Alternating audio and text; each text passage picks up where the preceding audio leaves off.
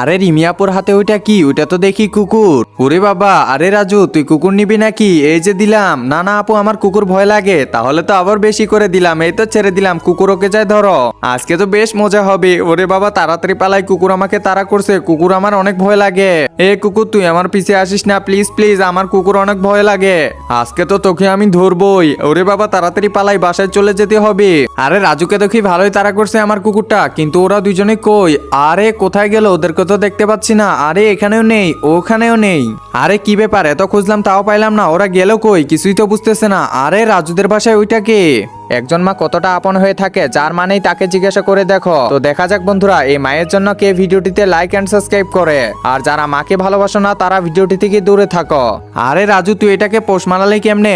আরে আপু তুমি যেমনে বানাইছো আমিও তেমনে বানাইছি। আজকে তোমার খবর আছে, তুমি যেমন ভাবে আমাকে ধরিয়ে দিছো আজকে তোমাকেও ধরিয়ে দিব। এই কুকুর তাড়াতাড়ি যায় ধরো ওকে।